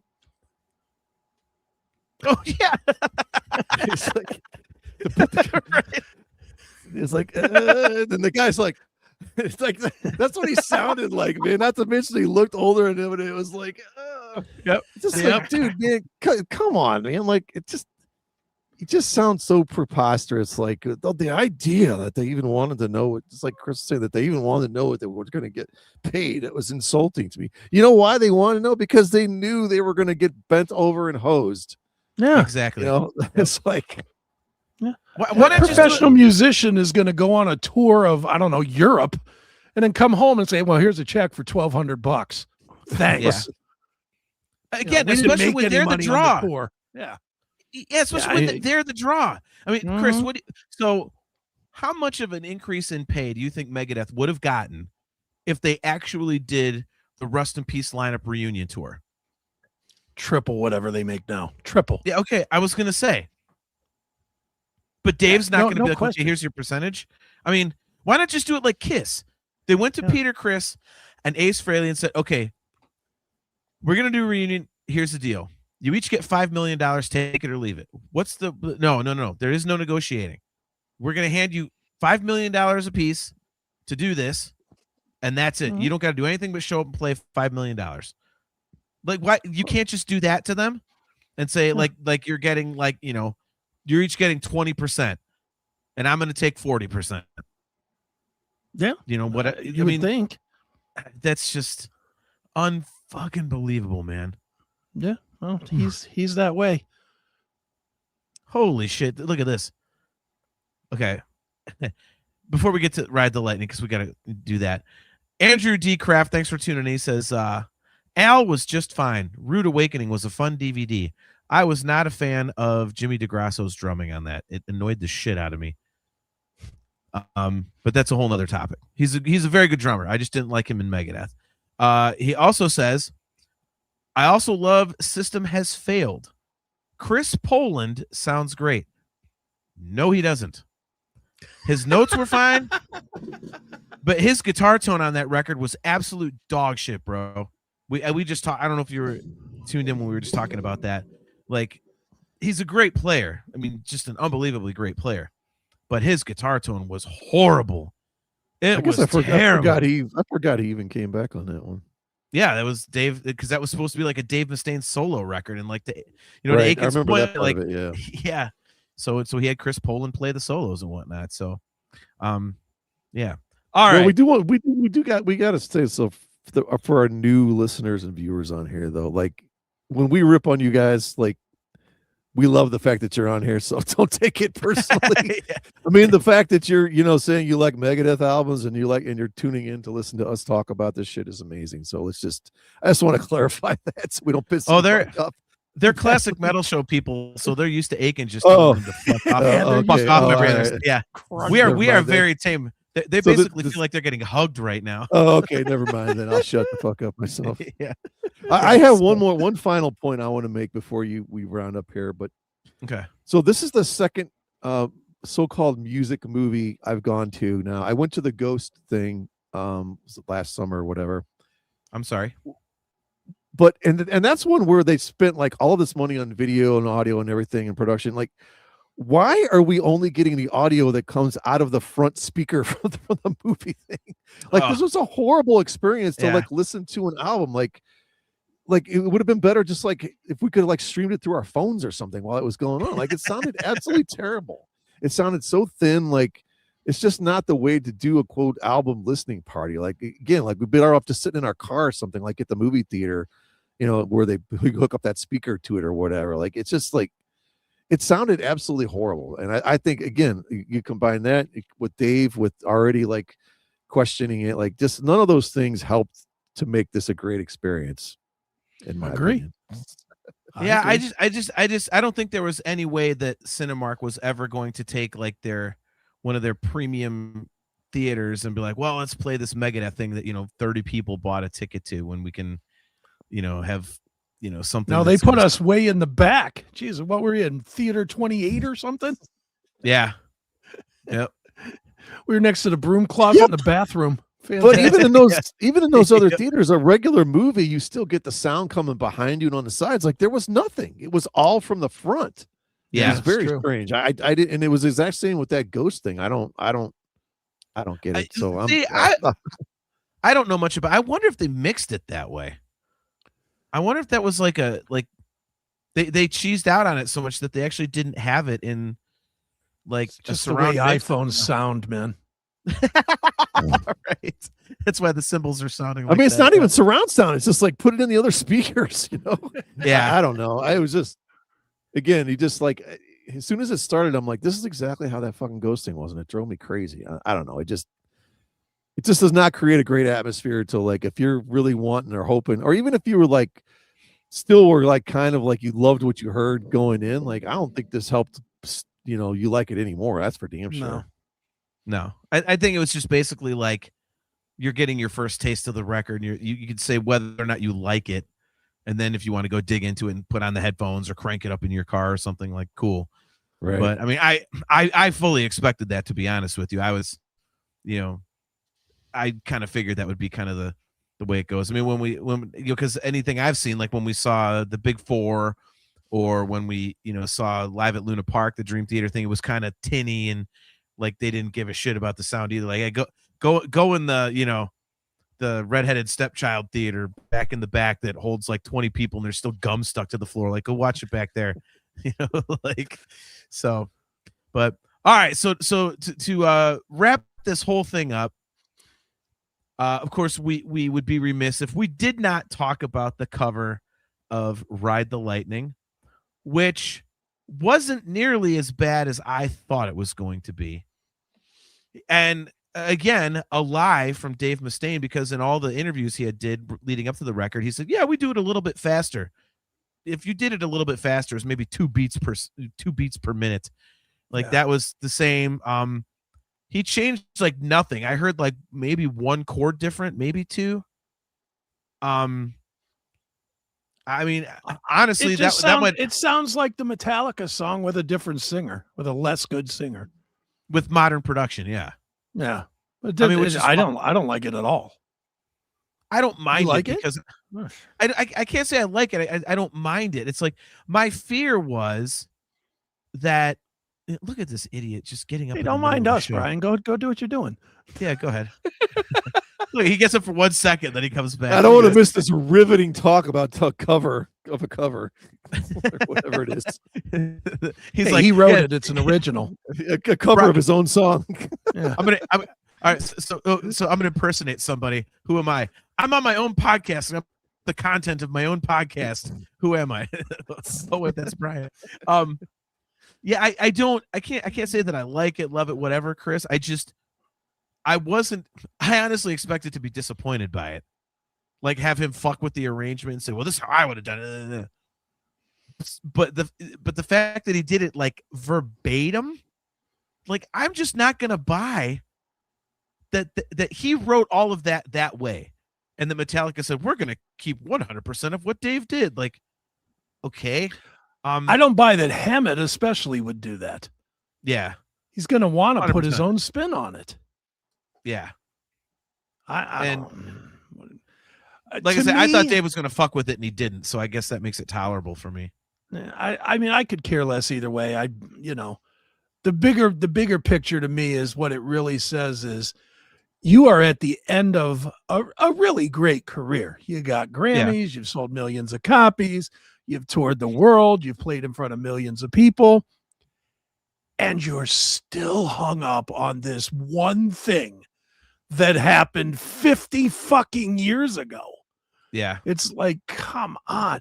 Dude, if anything, he should have pulled out. I don't know. And I hate this record. So, and I know this is going to get me shit, but I really do not like Killing Is My Business. Business Good, primarily because the production is just ass. Yeah. But it would have been great if he would have ended the way he started. Pull out whatever My Last Kind Words or whatever from that record. Yeah. And end that way. Finish what you started. Not finish what somebody else took to fucking Amazing Fortune. That's just lame. So lame. I completely agree. But that's why I say it's a cash grab. And I think it's like, there was so little effort put into the album that he threw that on there just to get people to be interested in it. Because when you listen to the album itself, you're just like, yeah, okay. And then it's like, okay, well, that's it. But if you put Ride the Lightning on there, then all of a sudden, the whole world's going to blow up. And of course it did. It was like a massive topic of conversation online. And, Keo's got a great idea. Kind of like yours, Chris. He says, I was expecting the last note to end with the piano intro from Last Rites. Yeah. That would have been great. He says, do the full circle thing Sabbath did. Yeah, that's cool, man. Would have been great. Yeah. Brian, what were your impressions of Ride the Lightning? I mean, did you like it? Like, was it what you were expecting? Like, it's about what I expected. I enjoyed hearing like the modern production of it because you listen to it now and it's just kind of thin. I thought it heavied it up a little bit, especially in the drums and bass stuff.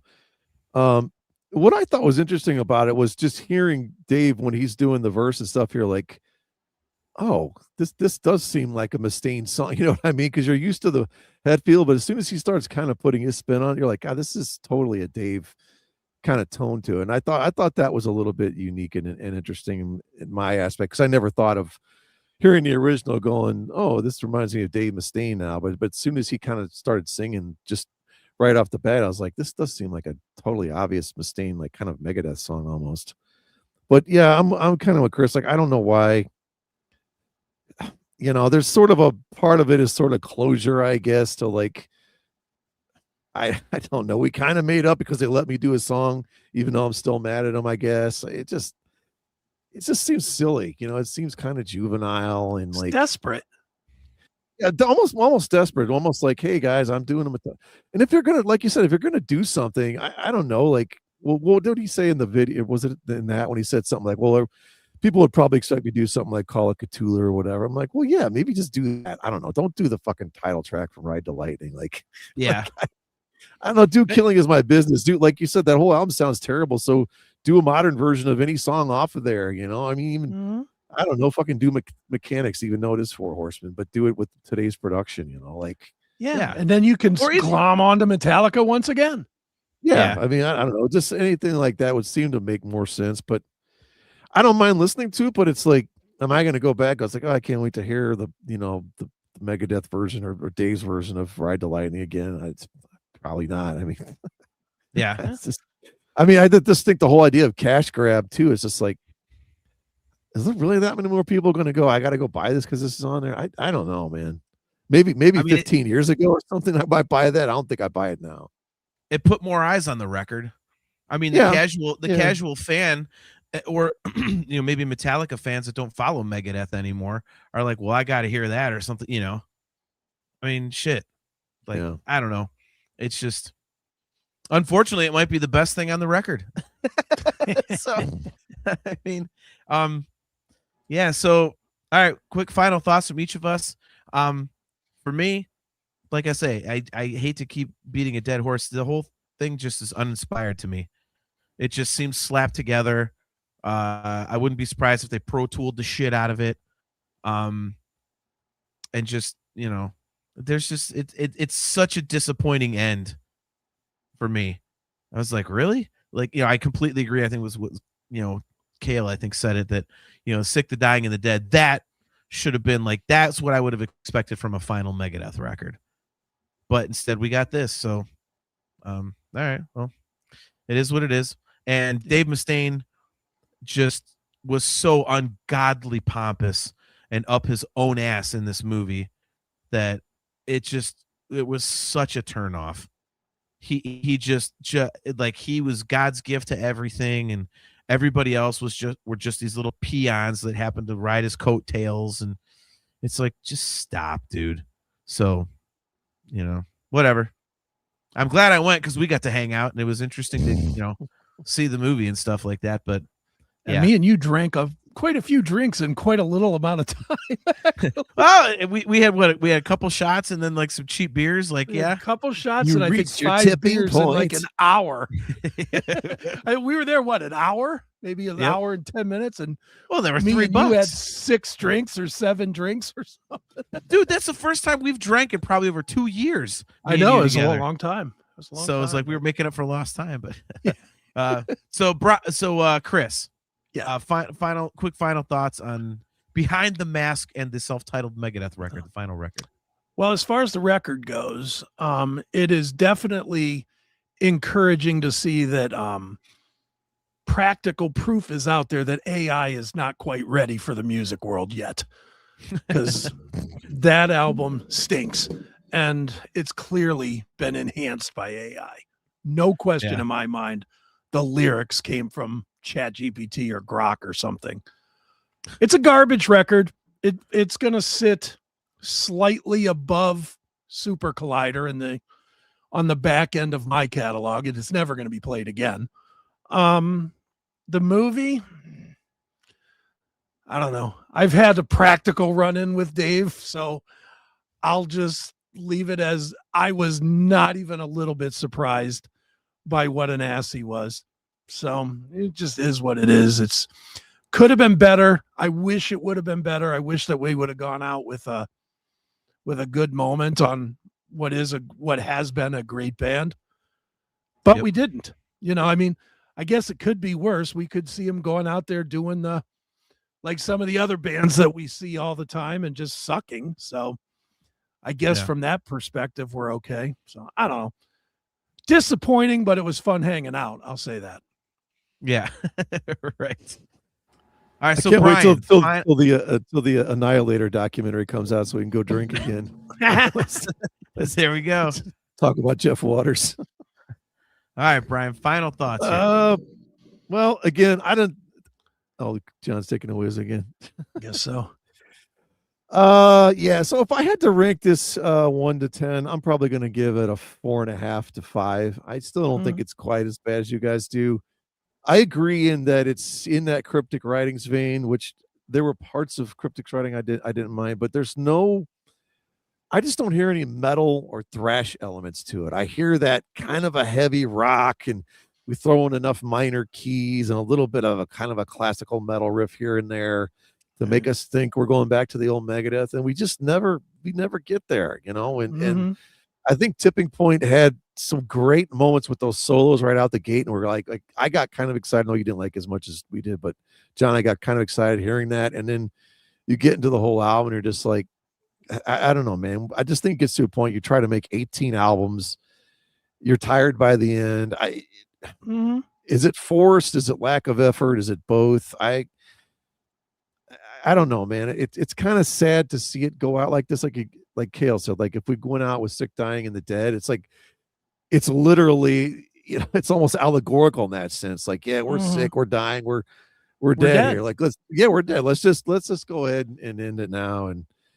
And I mean, it's not going to be seen as something like Saint Anger or anything like that. It's not going to go down in that kind of territory, but it's almost worse. It's just kind of going to go down as, man, it was just sort of, they just sort of did it, like it's almost worse not being totally horrible than just kind of being boring in some sense. Where do you put it? What's better than it and what's worse than it, as far as what are the two records it sits between? Oh God. I mean, obviously like Risk and all that's worse. I mean, I don't know. What are we at? There's how many? Is there 17 Risk, albums Super total? Collider, World Needs a Hero. Yeah. Is it better than those? I'd say it's better than all those. Yeah. I Cryptic wasn't Writings. not better than Cryptic Writings. No, I thought Cryptic No. Writings had like 4 decent songs at least. So yeah, I mean, I don't know. There's 17 albums. This is like the 13th. So it's on the best, back maybe. half. Bottom line is it's Oh the yeah, back, it's easily in on the the bottom back, yeah. 4. It's Yeah, in the because your bottom 4 first 6 albums, other than maybe the debut, just because the production blows, your first 6 are what, home runs or whatever. Then Oh, you yeah. got some dead spots, and then I mean, I'm on record saying everything since Endgame, other than 13, I thought was pretty solid. But yeah, I mean, like I said, I mean, what did you guys say? They're probably going to play Tipping Point, and I don't care. Somebody said they played Let There Be Shred. Kale said they saw that. So they played it live So, already. Yeah. I mean, I guess you're going to get 2 songs, and probably one of them's Tipping Point, one of them's something else. So isn't there a part in one of the songs that we said, oh, this is the obvious, hey, the crowd's going to chant this? And this is how little the album stuck with me, that I don't remember what song it is, but for some reason I remember thinking there was a song where like, okay, probably this is the crowd thing. Probably Puppet Parade, because it has that "As We March in Line." There's like a little sing-songy thing there. Like maybe that's the only what one. it is. That's the only one I could think of that really, like, unless they're going to go, "Hey God, God." Yeah. Most people are scared to sing songs about God. Like, no, they're not, but they're scared to sing ones that are this horrible. Yeah, exactly. Right. Exactly, man. Awesome. Well, all right, man. Well, Aiken, thank you very much for jumping on, dude. Thank you. Sure. Thank you for the drinks and the food last week. That's very generous. Sure. I owe you one for that. Sure. So tell everybody what you got going on and where they can find you and all that fun stuff. Classic Metal Show Saturday. Limping Out of the Fire Monday. Seth Show Wednesday. I don't know. You can find me at the Crunch game on Sunday, about 2:00. I'll be there. I don't know. Nice. I don't know. Just look on Rumble or wherever. If you look up my name, you'll find.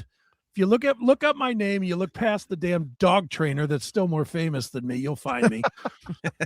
Dog trainer. And then pick a link. There's plenty of them. All right. Well, thanks for jumping on, man. Yep. And we will catch you next time, bro. All right. See ya. Later. So there goes the mighty Chris Aiken, Vic Droogie head. Always a great time hanging out with him, man. He's got like the best insights. He's so direct about shit, man. So yeah, that was fun. That was fun, man. Like I say, just so underwhelmed. Just like when they first announced that they were doing this whole thing, like here's a career retrospective and we're gonna do a listening party for the new record. I thought that is a kick-ass idea. And it just kind of, like Dave just cemented himself as an asshole to me, and it's just such a turnoff. So,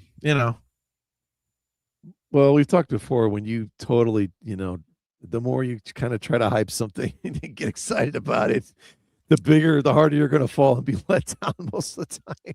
Yeah. I don't know. I just thought after that last record that he was like, had the fire back, and it was, I'm like, man, he's going to just be ripping. And that was most certainly not the case. I mean, he just looked like, to me, and forget all the parts about being like ass, like he just looked like a guy just looks tired, and it's like, when you've been going that hardcore like he has, and just touring, not to mention the, recovering from drugs and alcohol and the cancer and all that, and like you are freaking tired, man. Who wouldn't be? It's like, yeah. I don't know. I just like we said, maybe just if you left it on the last album, you'd go. But I'll also be on record, like, no one's gonna remember. It's not a Saint Anger moment. No one's gonna be like, oh my God, I can't believe that was the last album they did. People are fucking forget about it. They're not gonna care. It's not that bad, you know what I mean? It's not risk level. So no, it's gonna be a footnote, and people will lump it in with 13 and stuff like that. And right. But yeah, like you said, it's not like risk, and you're like, okay, so this is how you go out. Like, okay. Right. So, well, cool, man. All right. On that note, we will jump out of here. thanks again, guys, for tuning in to another episode of Talking Into Infinity, a Dream Theater-centric podcast. Big shout-out to all the Classic Metal Show people that showed up tonight. Appreciate you guys. All of our awesome people in the chat, Jeremy Lynn Nations, Kale McLeish, Aaron Taft, all you great people, Doug McCauley. It was great to see you guys again. We'll be back here. I'm forgetting the date, so I'll just put up the new show and you'll see when the next show is. Yeah, for all those of you guys that actually check out the show on the audio platforms, I am going to figure out a new intro and get all those episodes up that were pulled. So I think we're up to like 6 now. So but I will get them back up there. February 12th. That's what it is. Is it February 12th? February 12th. Yes, that's correct, sir. Okay. All right. So February 12th will be the next show, and then we'll be back on our every 2-week schedule. So the movie threw us off a little bit, but all right. So Thursday, February 12th, we'll be right back here at all these fine locations at 7:30 p.m. Eastern time. So till next time, guys, I am your host, John. He is Brian. By the way, Chaz, great to see you. Glad you stuck it out. Guys, we will see you on February 12th. And until then, as always, Carpe Diem.